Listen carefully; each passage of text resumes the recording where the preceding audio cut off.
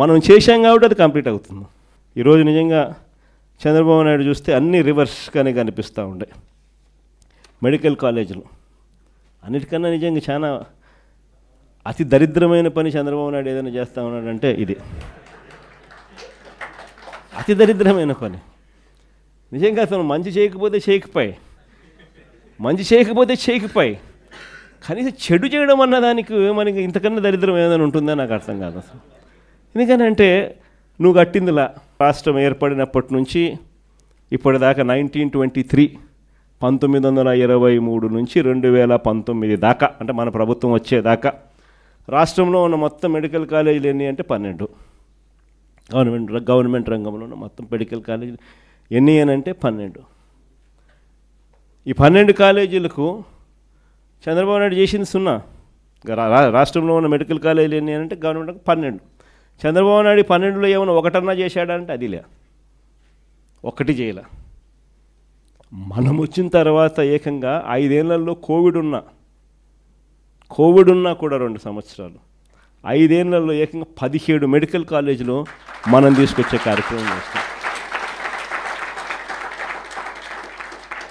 ఆ 17 మెడికల్ కాలేజీల్లో అసలు ఒక మెడికల్ కాలేజ్ అన్నది ఎందుకంత ఇంపార్టెంటు, అది చాలా మోస్ట్ ఇంపార్టెంట్ థింగ్. ప్రతి ఒక్కరం కూడా చంద్రబాబు నాయుడు తప్ప మిగతా వాళ్ళందరూ కూడా లాజికల్గా ఆలోచన చేయదగ్గ పాయింట్. అసలు గవర్నమెంట్ ఎందుకు స్కూల్ నడుపుతుంది, అసలు గవర్నమెంట్ ఎందుకు హాస్పిటల్ నడుపుతుంది, గవర్నమెంట్ ఎందుకు ఆర్టీసీ బస్సులు నడుపుతుంది? ఎప్పుడైనా ఆలోచన చేశారా? ఎప్పుడైనా తట్టిందా? ఎందుకంటే గవర్నమెంట్ ఇది చేయకపోతే ప్రైవేట్ వాడు పేదవాడిని మధ్యతరగతిని పూర్తిగా నాశనం చేసేస్తాడు. ఎక్స్ప్లాయిటేషన్ జరుగుతుంది. ప్రైవేట్ ఎక్స్ప్లాయిటేషన్కి చెక్ పడాలి అని అంటే గవర్నమెంట్ అనేది స్కూల్ నడుపుతేనే చెక్కు పడుతుంది, గవర్నమెంట్ అనేది హాస్పిటల్ నడుపుతేనే చెక్కు పడుతుంది, గవర్నమెంట్ అన్నది ట్రాన్స్పోర్ట్ ఆర్టీసీ నడుపుతేనే చెక్కు పడుతుంది. లేకపోతే ప్రైవేట్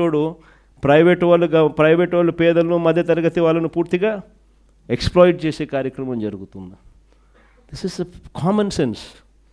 మనము ప్రతి పార్లమెంటును ఒక జిల్లా చేసాం, అంటే ప్రతి 7 అసెంబ్లీ సెగ్మెంట్లకు ఒక పార్లమెంటుకు ఒక జిల్లా చేసాం. జిల్లా చేయడమే కాకుండా ఆ జిల్లాలో ఒక గవర్నమెంట్ మెడికల్ కాలేజ్ తీసుకొచ్చే కార్యక్రమం చేస్తాం.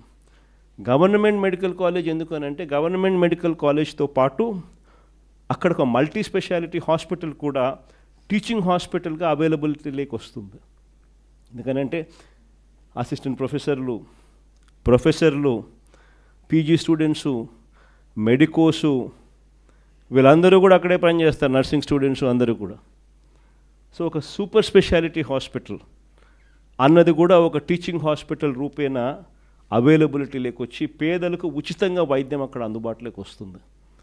ఎప్పుడైతే ఈ టీచింగ్ హాస్పిటల్ ఎప్పుడైతే పనిచేయడం మొదలు పెడుతుందో, సూపర్ స్పెషాలిటీ హాస్పిటల్ ఎప్పుడైతే అందుబాటులోకి వస్తుందో, ఉచితంగా వైద్యం అన్నది ఎప్పుడైతే పేదలకు మధ్యతరగతి వాళ్ళకు అందుబాటులోకి వస్తుందో, ప్రైవేట్ వాడు ఎక్స్ప్లాయిట్ చేసే అవకాశం తగ్గిపోతుంది.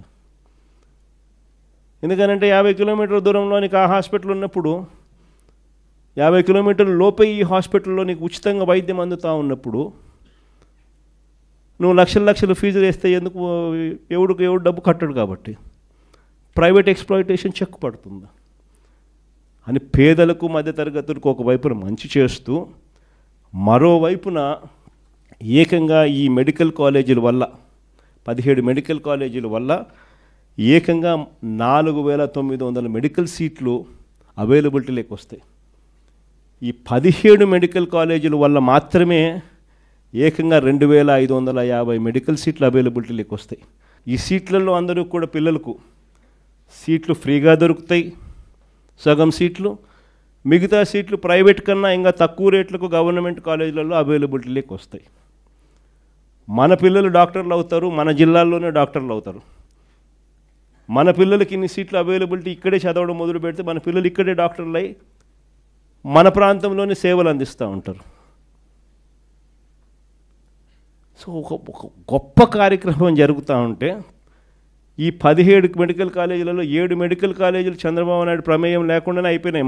మనం ఉన్నప్పుడే ఒక 5 మెడికల్ కాలేజీలు అయితే పూర్తిగా స్టార్ట్ అయిపోయినాయి. 800 సీట్లు కూడా ఆల్రెడీ స్టార్ట్ అయినాయి. కోర్సులు కూడా 3 బ్యాచ్లు కూడా జరిగాయి. ఇంకొక పాడేరు మెడికల్ కాలేజీకి సంబంధించి జూన్లోనే క్లాసులు స్టార్ట్ అయిపోయాయి. పులివెందుల మెడికల్ కాలేజీకి సంబంధించి చంద్రబాబు నాయుడు ముఖ్యమంత్రి అయ్యే నాటికి సీట్లు అలాట్ చేస్తూ అయ్యా మీకు 50 సీట్లు ఇస్తున్నాము అని చెప్పి లెటర్ వచ్చింది.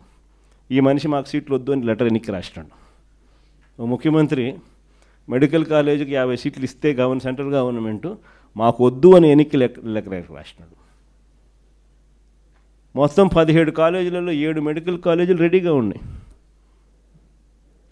8,000 కోట్లకు దాదాపుగా 3,000 కోట్లు అప్పుడే ఖర్చు చేసేసి పూర్తిగా కాలేజీలు రెడీ అయినాయి. మిగిలిన 10 కాలేజీలకు పెట్టాల్సింది 5,000 కోట్లు. 5 ఏళ్ళ టైం ఉంది. సంవత్సరానికి 1,000 కోట్లు. మనిషికి మనసు రాదు. 1,000 కోట్లు రాష్ట్ర బడ్జెట్ చూస్తే 2 లక్షల